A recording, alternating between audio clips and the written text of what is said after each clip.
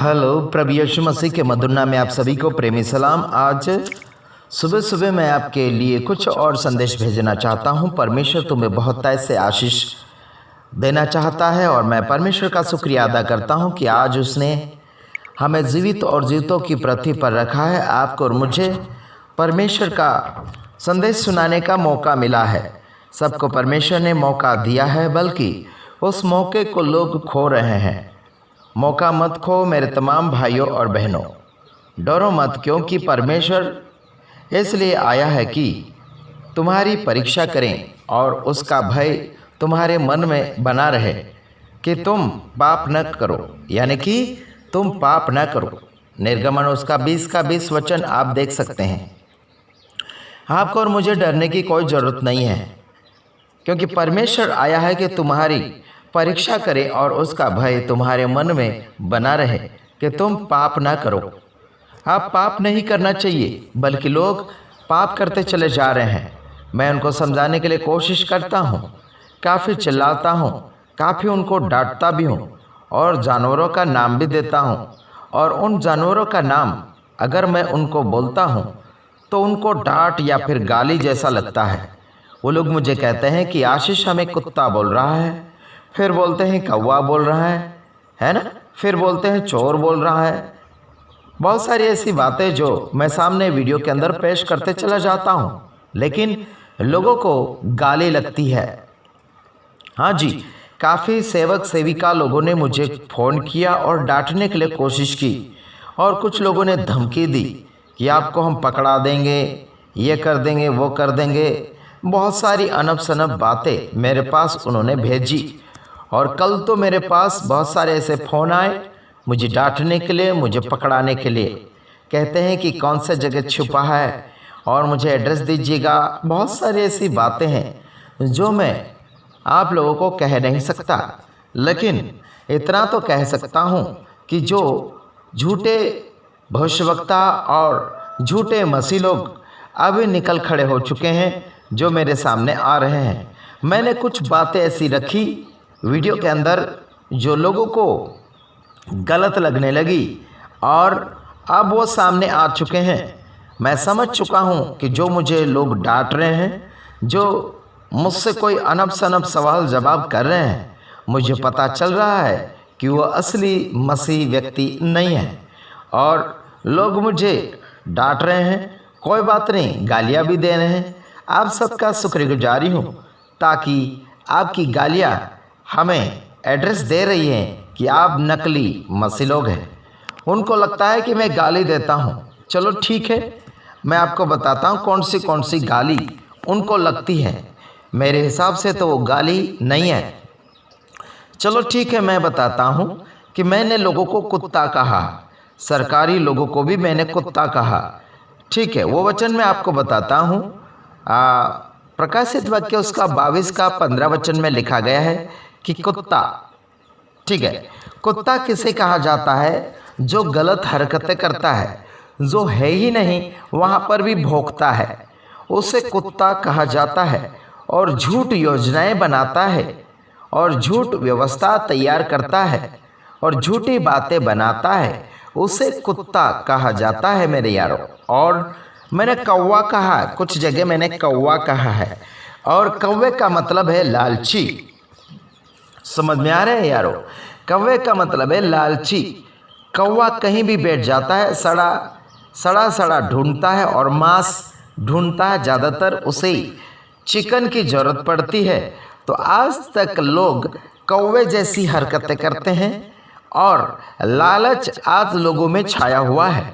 इसलिए मैं लोगों को कौवा बोलता हूँ। फिर लोगों को मैं और भी ऐसी बातें बोलता हूँ, यानी कि चोर भी बोलता हूँ। चोर इसलिए कहता हूँ कि लोगों ने अलग अलग रीति रिवाजें इधर उधर से चोरी करके और झूठी परंपरा रीति रिवाजें ये लोग करते हैं, इसलिए मैंने कुछ लोगों को चोर कहा है। चोर कहा है मतलब जो नियम है ही नहीं, उस नियम को नहीं मानते और बाहर का नियम बाइबल के अंदर लाकर फिट कर अपनी ज़िंदगी को मसीहत में बदलने के लिए कोशिश करते हैं, उनको मैं चोर कहता हूँ। समझ में आ रहा है मेरे यारो? क्या ये गालियाँ हैं? बिल्कुल नहीं है, क्योंकि उनकी हरकतों के अनुसार मैं उनको जानवरों का नाम देता हूँ। तब इनको लगता है कि मैं इनको गाली देता हूँ, बल्कि मेरे यारों, मैं आप सबसे प्यार और मोहब्बत करता हूँ। इसलिए मैं आपको इन जानवरों का नाम लेते हुए आपके कर्मों का फल बताता हूँ कि आपके कर्म ऐसे हैं। और कुछ लोगों को लगता है कि मैं उनको गालियाँ दे रहा हूँ। क्या मुझे अच्छा लगता है मैं आपको गालियाँ दूँ?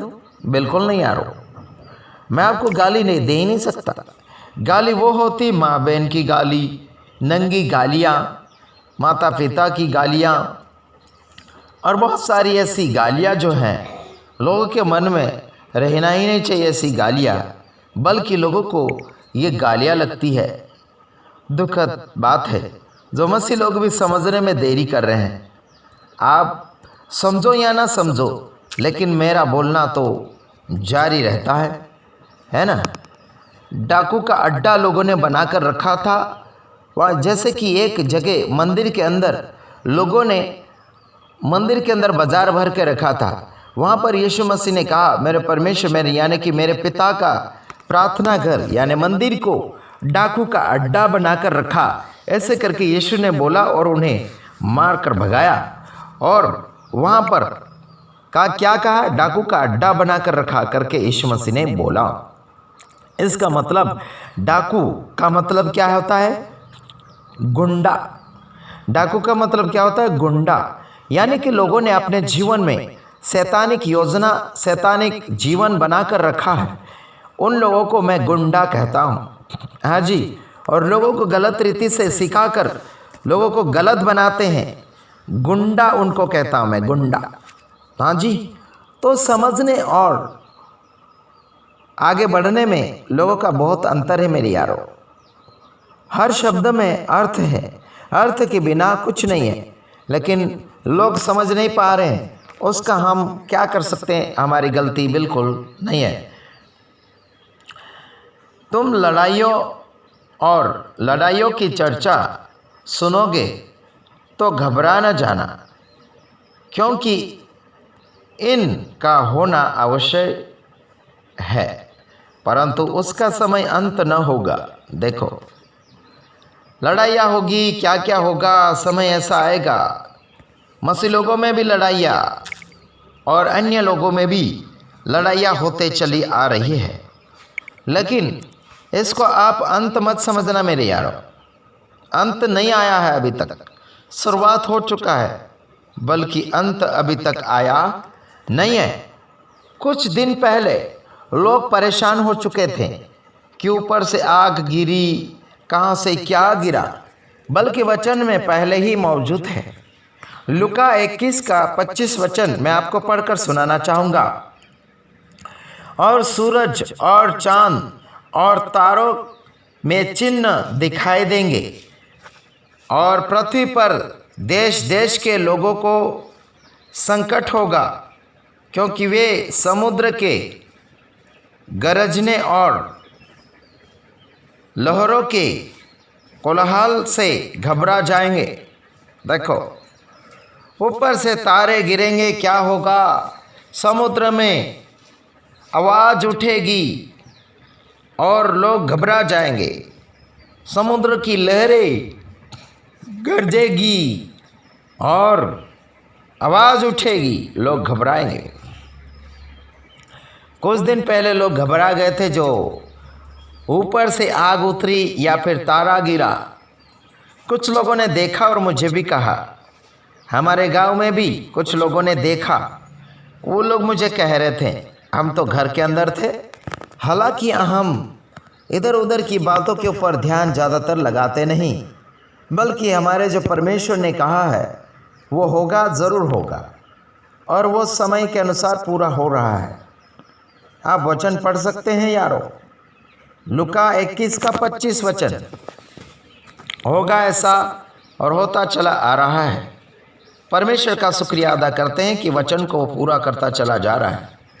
धन्यवाद मैं आप सभी का, और आप सभी का धन्यवाद जो मुझे गाली गलौज करते हैं, डांटते हैं, और उनको मेरा संदेश गलत लगता है। बल्कि मैं आपका दुश्मन नहीं हूँ मेरे यारों। सेवक सेविका गुंडागर्दी कर रहे हैं, कुत्ते की हरकतें कर रहे हैं, कौवा की हरकतें कर रहे हैं, सुअर की हरकतें कर रहे हैं।